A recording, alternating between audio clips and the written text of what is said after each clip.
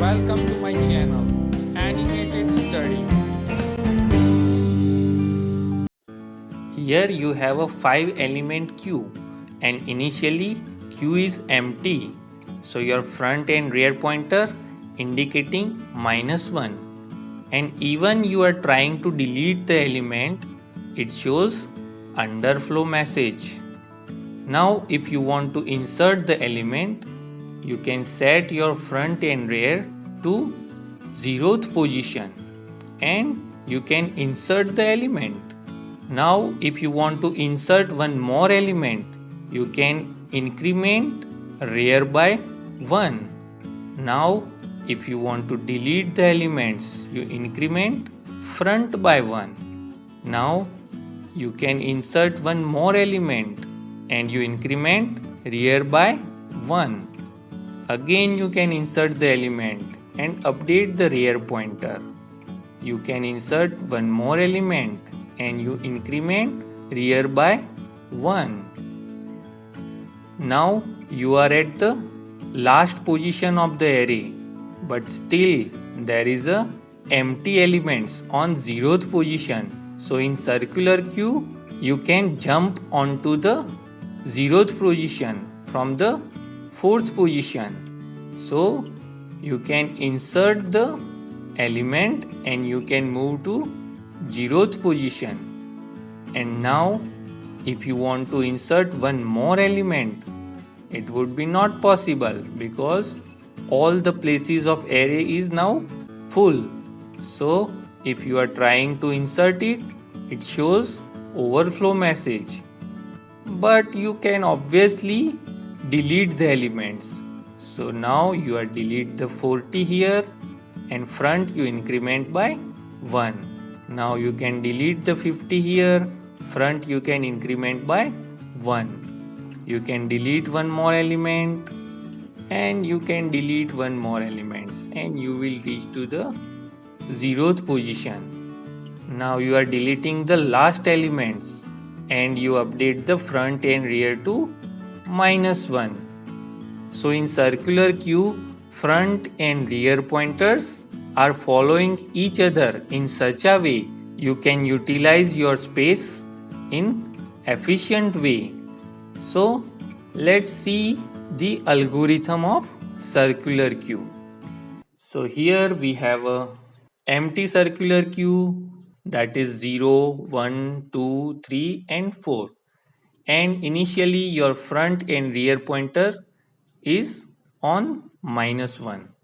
So suppose if you want to delete the element, we will call the function void delete and we will check the condition front is equal to -1. Here you can see front is equal to -1. So condition true. So you will straight away printing the message underflow because there is a no single elements available in the queue and you are returning from the function. Now suppose if you want to insert the elements in the queue. So you are calling insert function and you are passing the data, that is any integer value that you want to insert in the queue, and you are passing the array of size 5 for storing all the elements. Here you can assume queue, max size, rear and fronts are global variable. So it can be used in insert and delete functions anywhere. Now you check the condition. If rear plus 1, rear is now -1. So -1 plus 1, that is 0. Modulo maximum size, that is 5. So 0 modulo 5, that is 0. So 0 is equal to -1, condition false. So we will go ahead and checking the second condition. Here you are checking front and rear both are -1. This condition is true. So we will set our front pointer to 0 index and rear also we will put on the zeroth index. Now we will insert the elements on the zeroth position, that is q0 is equal to data. So in data we have a 10, so 10 is inserted here. Now if you want to insert one more element, now you are checking the condition rear plus 1. Rear is on 0 plus 1, that is 1 modulo 5, that is 1, is equal to front. Front is on 0. So 1 is equal to 0. Condition false. So you are moving ahead and you are checking the another condition. Front is equal to minus 1 and rear is equal to minus 1. Condition false because front and rear are on 0. So you are moving ahead and checking the another condition. Rear is equal to max size minus 1.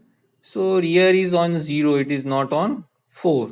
So condition false. So you are executing the else part in which you are increment rear by 1. So now your rear will goes to 1, and on the first index of the queue you are inserting the element 20. So you can see here. Now suppose if you want to delete one element, you can call the delete function in which you are checking the first condition front is equal to minus 1. Here front is on 0, it is not on minus 1. So condition false. Now you are checking the another condition front is equal to rear. Here front is on 0, rear is on 1. So condition false.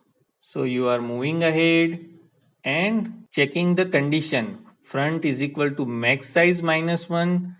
Here front is on 0, it is not 4, so this condition is also false. So you are moving to the else part and you increment front by 1. So your front is now on first position, so zeroth element is no longer available with you, so it is deleted.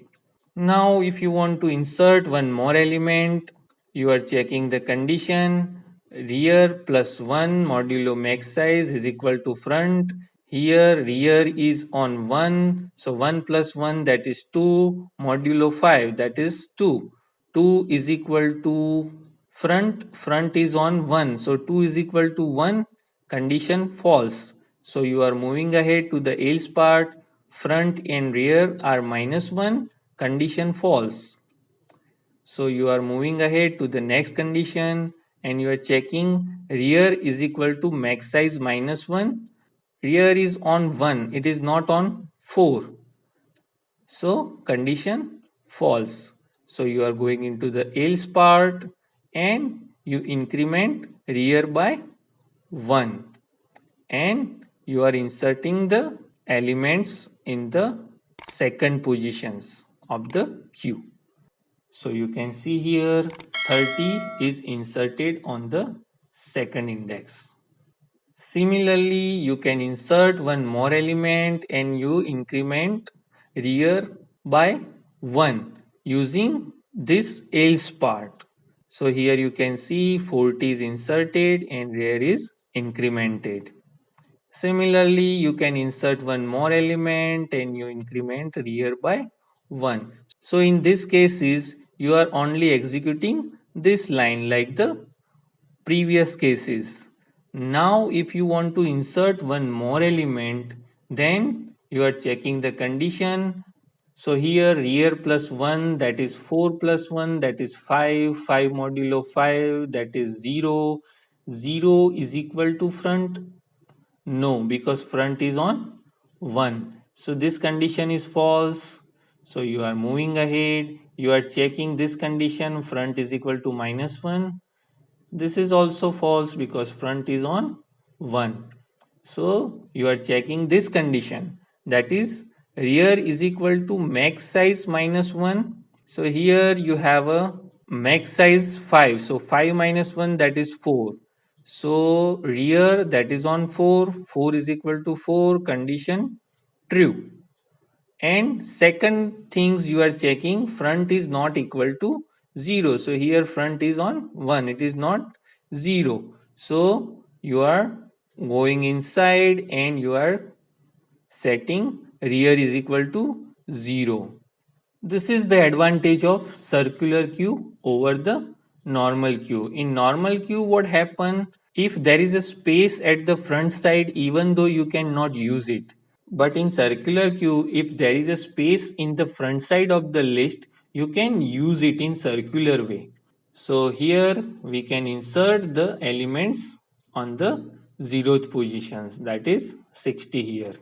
Now suppose if you want to insert one more element, you are checking the condition, rear plus 1, that is 0 plus 1, that is 1, divide by max size, that is 1. So 1 is equal to front is also on 1, so 1 is equal to 1, condition true.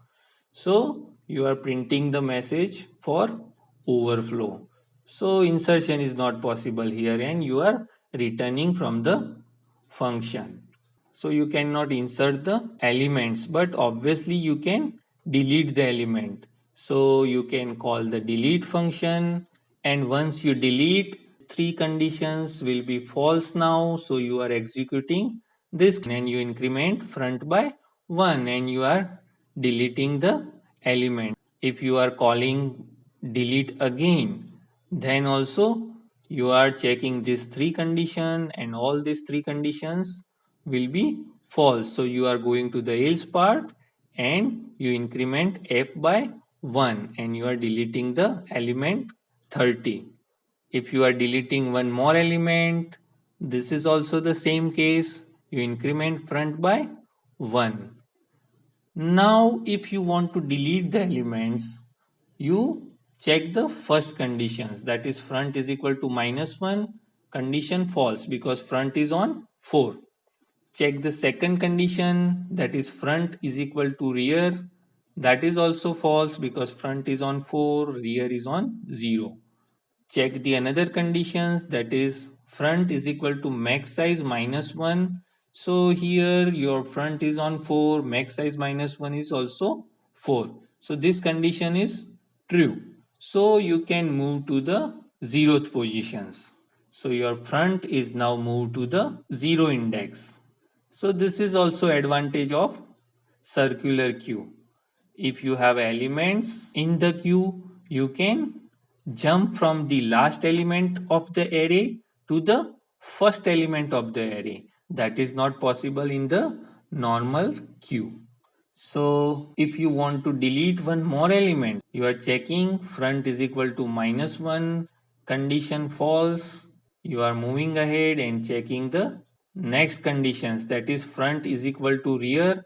Here you can see front and rear both are on 0. So this condition is true. So you update front and rear to -1 and your last element is deleted. So if you are talking about the time complexity of circular queue, you will get big O 1. So it is taking the constant time because there is no loop here. So every time for the insertions and deletions, you are taking the constant time in the circular queue. So circular queue have a many practical applications. First is you can use the circular queue in the memory management. Second, your operating systems is using circular queue for the CPU process scheduling. Other applications of the circular queue is traffic systems where traffic situations are controlled by the computer. So this is what all about the circular queue. So if you like this video, please subscribe the channel and share the video, and don't forget to press the bell icon for my new video notifications. Thanks for watching.